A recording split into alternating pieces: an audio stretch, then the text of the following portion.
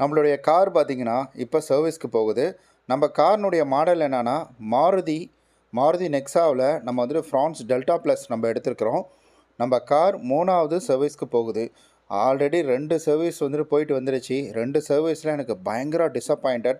நிறையா மெயில் பண்ணி நிறைய கம்ப்ளைண்ட் கொடுத்ததுக்கப்புறம் அதை ஒவ்வொரு டைமும் எடுத்துகிட்டு வர சொல்லி சரி பண்ணி கொடுத்துட்ருந்தாங்க. இந்த தடவை நான் ஒரு முடிவோடு தான் இங்கேருந்து கிளம்புறேன். ஸோ கண்டிப்பாக நம்ம கிளியராக பார்த்துக்கிட்டு வரணும். ஏன்னா இது வந்துட்டு பெய்டு சர்வீஸ் அப்படின்றதுனால இன்னும் கொஞ்சம் கண்ணும் கருத்துமாக இருக்கேன். அதனால் வீடியோ ஸ்கிப் பண்ணாமல் பாருங்கள். நிறையா சுவாரஸ்யமான தகவல் நிறையா இருக்குதுங்க. அது மட்டும் இல்லாமல் இதில் நான் வந்துட்டு காரை இருந்து கையோடு வாங்கிட்டு வர போகிறேன். ப்ரைஸ் டீட்டெயில் மற்ற எல்லா டீட்டெயிலையுமே எனக்கு எவ்வளோ செலவாச்சு என்னென்ன பண்ணாங்க அப்படின்றது எல்லாத்தையுமே இன்றைய வீடியோவில் நம்ம முழுமையாக பார்க்கலாம்.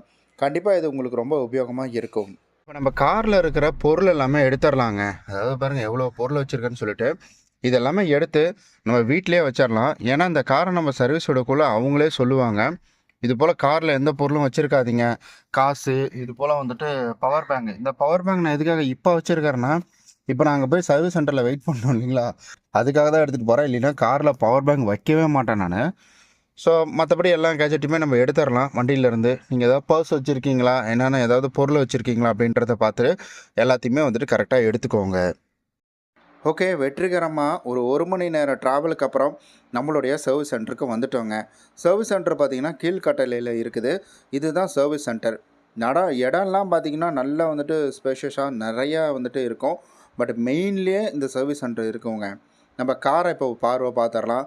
நம்ம கார் ரொம்ப வந்துட்டு க்ளீனாக இருக்கிற மாதிரி இருக்குது. ஆனால் அப்படி கிடையாது. கேமராவோட ஆங்கிள் அப்படி.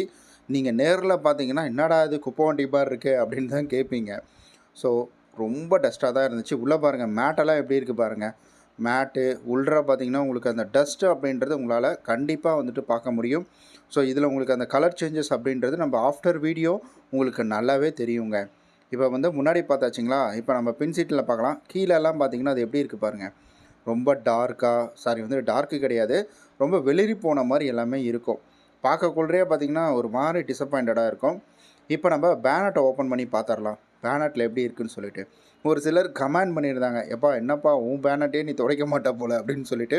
எனக்கு கொஞ்சம் பயம், இதில் நம்ம தண்ணி ஊற்றி கழுவிட்டால் சில பிரச்சனைகள் வந்துடும், அதனாலே அதுக்குள்ளே போக மாட்டேன். பட் சர்வீஸ் சென்டரில் நான் சொல்லிட்டு தான் கழுவேன். நான் வாட்டர் சர்வீஸ் போனேன்னா ஃபுல்லாக வந்துட்டு ஏர் மட்டும் தான் அடிக்க சொல்லுவேன். ஏன்னா இதெல்லாம் ஒரு சிஸ்டம் மாதிரி அப்படின்னு சொல்கிறாங்க. அப்போ நம்ம கவனமாக இருக்கணுமா இல்லையா? ஜாப் கார்டெல்லாம் போட்டாச்சுங்க. ஜாப் கார்டு போட்ட உடனே வந்து வண்டியை பார்த்துட்டு வண்டியில் ஏதாவது உங்களுக்கு குறைகள் இருக்கா அப்படின்னு வந்து கேட்டிருந்தாங்க. நானும் வந்துட்டு வண்டியில் இருக்கிறத ஒரு சின்ன சின்ன விஷயங்கள் இருந்துச்சு, அது எல்லாத்தையுமே சொல்லிட்டேன். அப்புறம் வீலில் வந்துட்டு ஒரு லூப்ரிகப் ஆயில் அப்படின்னு வந்து சொல்கிறாங்க, சரியாக பேர் தெரியல. ஸோ லூப்ரிகப் ஆயில் அப்படின்றது அடித்தா வீலை வந்துட்டு நல்லா ஃப்ரீயாக இருக்கும், நல்ல கண்டிஷனில் இருக்கும். வீலை ஃபுல்லாக கழட்டிட்டு நாங்கள் வந்துட்டு அந்த ஆங்கிளில் போட்டு தூக்கிட்டு கழட்டி எடுத்துகிட்டு ஃபுல்லாக க்ளீன் பண்ணிவிட்டு நாங்கள் வண்டியை வந்துட்டு வீலெல்லாம் ஃபிக்ஸ் பண்ணுவோம். ஸோ இதனால் வண்டியோட வீல்ஸில் பார்த்திங்கன்னா பிரேக்கிங் கரெக்டாக இருக்கும். ரெண்டாவது வந்துட்டு வண்டி வீல்ஸில் அந்த ஸ்டக் ஆகுது, துரு பிடிக்கிறது இந்த மாதிரிலாம் எதுவும் இருக்காது அப்படின்னு வந்து சொல்லியிருந்தாங்க.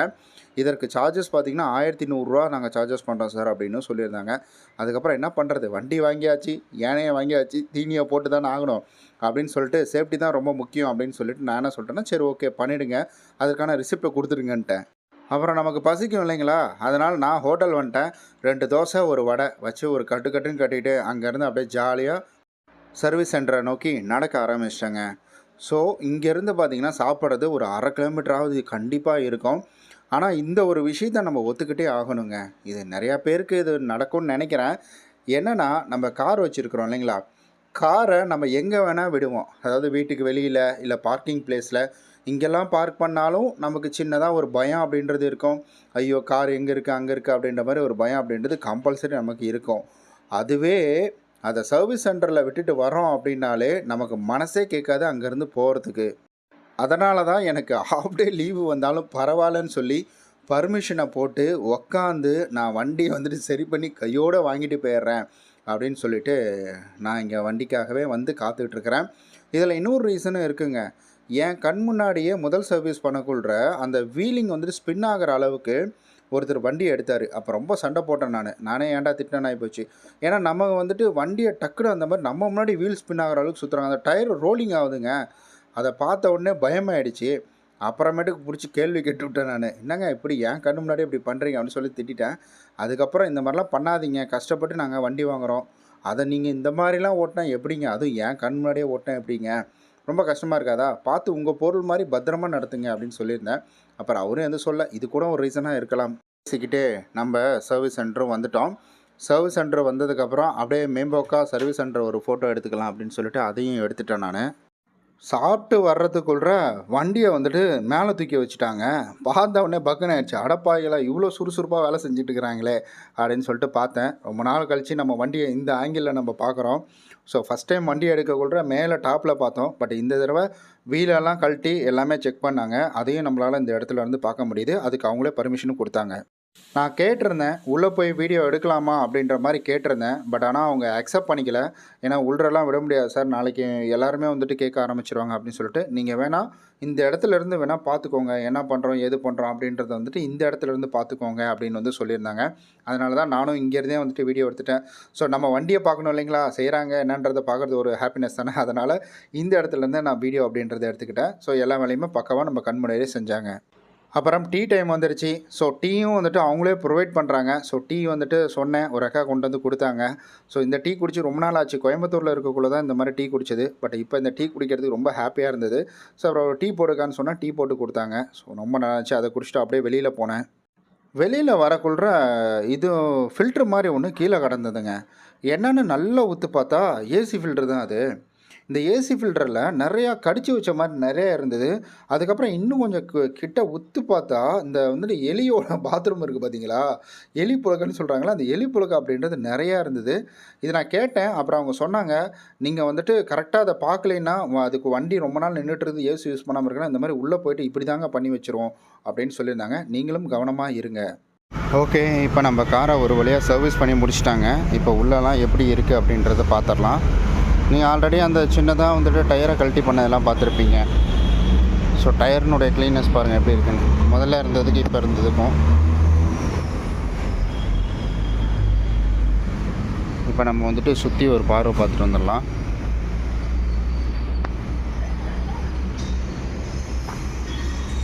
இந்த அழுக்கெல்லாம் போயிடுச்சுங்க. கழுவிட்டு பார்த்தாலே வண்டி வந்துட்டு பக்காவாக தான் இருக்கும் அப்படின்றதுக்கு இது மிகப்பெரிய ஒரு உதாரணம். எனக்கு தெரிஞ்சு காரை வெளியில் எடுத்துகிட்டு போய் சர்வீஸ் பண்ணியிருக்காங்கன்னு நினைக்கிறேன். ஏன்னா மண்ணெல்லாம் சைடில் அடிச்சிருக்குது பாருங்கள். இங்கே இருந்த காக்காலாம் இல்லை, க்ளீனாக தான் இருக்குது. ஏகபோகமாக கார் நல்லா தாங்க இருக்குது. சூப்பராக வந்துட்டு க்ளீன் பண்ணியிருக்கிறாங்க.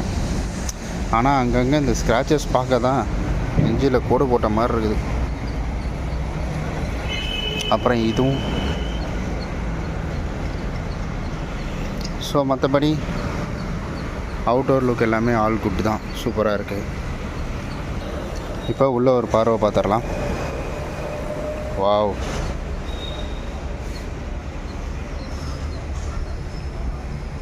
நல்லா இருக்குங்க. ஆனால் இந்த இது மடங்கிட்டு இருக்கணும், உள்ளே வரணும். அது தப்பாக போட்டாங்க போல். இது அப்புறமா ஒத்த கையில் பண்ண முடியல. உள்ளே ஈரமாக இருக்கானா, உள்ளே ஃபுல்லாக அடிச்சிட்டுக்கிறாங்க போல். ஸோ இங்கேயும் வந்துட்டு ஓகே. ஆனால் உள்ளே நல்லா தேய்ச்சி கழுவிட்டுருக்குறாங்க போல் உள்ளெல்லாம். Okay, super. இந்த இடம் முதல் கொண்டு க்ளீனாக பண்ணியிருக்காங்க பாருங்கள். இந்த இடம் தான் ரொம்ப அழுக்காக இருக்கும். பரவாயில்ல, டோட்டல்டாக பண்ணியிருக்காங்க. இப்போ நம்ம போய் டிக்கியில் ஒரு பார்வை பார்த்துட்டு வந்துடுவோம். அது பேர் டிக்கி இல்லையா, ஆனால் நம்ம தமிழில் வந்துட்டு டிக்கின்னு தான் சொல்கிறாங்க. ஆனால் பூட்டில் தான் போய் பார்க்கணுமா. சரி, பூட்டில் எப்படி இருக்குதுன்னு பார்த்துட்டு வந்துடலாம். இப்போ பூட் நல்லா இருக்கிறாப்புல. ஓகே, அதான் அந்த இது ஸ்ப்ரே அடித்து துடைச்சிருப்பாங்க போலங்க. நல்லாயிருக்கு. ஓகே, இங்கெல்லாம் பர்ஃபெக்டாக இருக்குது. So feel good. என்னது இது? ஓ, கொடையோட இதுவா? பரவாயில்ல, எல்லாமே இதில் வச்சுட்டுருக்குறாங்க. நம்ம உள்ளே வந்துட்டு இது போட்டிருந்தோம், அது பாருங்கள் அங்கேயே தான் இருக்குது.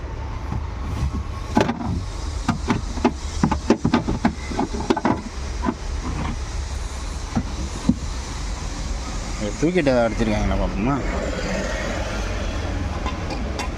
இது அப்படியே தான் இருக்குது, உள்ளெல்லாம் அடிக்கலை.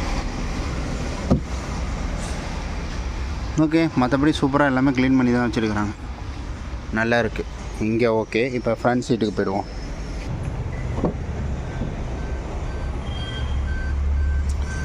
ஓ, இதை எடுத்து வந்து இங்கே போட்டாங்களா? ஆமாம், இதில் கொஞ்சம் இதுவாக தான் இருக்கும், தண்ணியாக இருக்கும். இந்த மேட் நான் போட மாட்டேன், ஏன்னா ரொம்ப ஒரு மாதிரி இருக்குன்னு சொல்லிட்டு போடவே மாட்டேன். பட் ஆனால் செருப்பு காலோடையே போயிருப்பாங்க போல். மற்றபடி உள்றேன் வேறு என்ன இருக்குது? ஓகே, உள்றையும் நல்லா துடைச்சிருக்கிறாங்க, டிஸ்பிளேவும் துடைச்சிருக்கிறாங்க. ஓகே, இந்த சைடு ஓகே. மேலே பேனட்டுக்காட்டு என்ன சாமியை வந்து கைட்டு எடுத்துட்டாரு. ஓகே, என்ன இந்த கார் யூரின் போயிட்டுருக்குது. வண்டி ஸ்டார்ட் பண்ணி வச்சுருப்பாங்க போல், ஏசி தண்ணி வந்துட்டுருக்குது.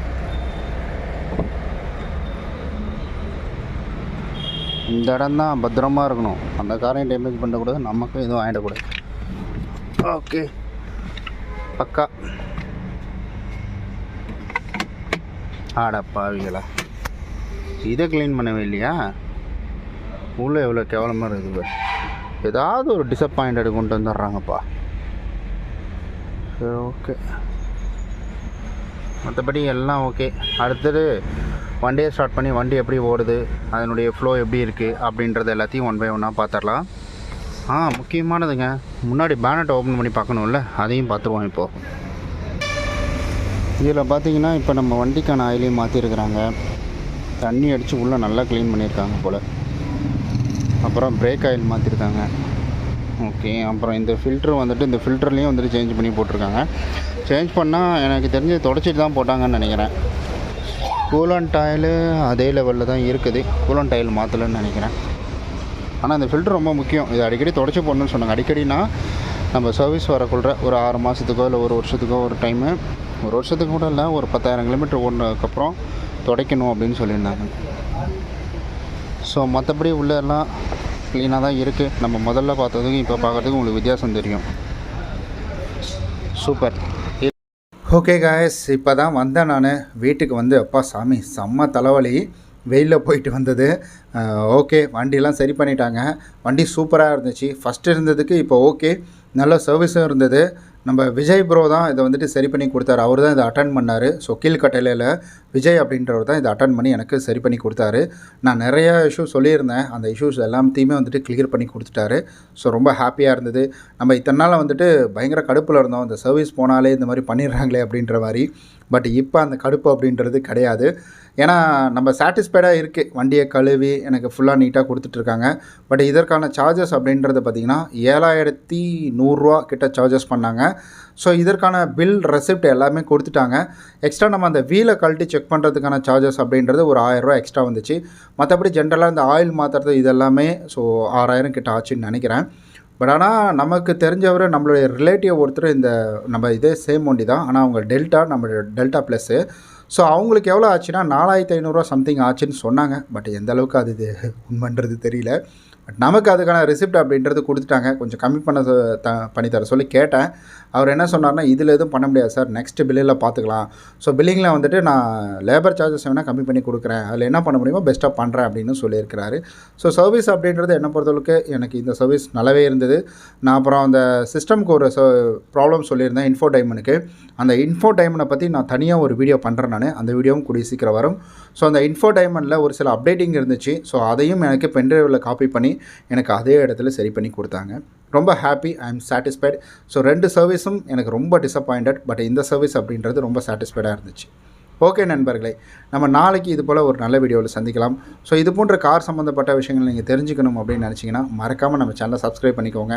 அப்படியே கூட இருக்க பெல் பட்டனையும் ப்ரெஸ் பண்ணிக்கோங்க. நம்ம நாளைக்கு இது போல் வேறு ஒரு வீடியோவில் சந்திக்கலாம். பாய்.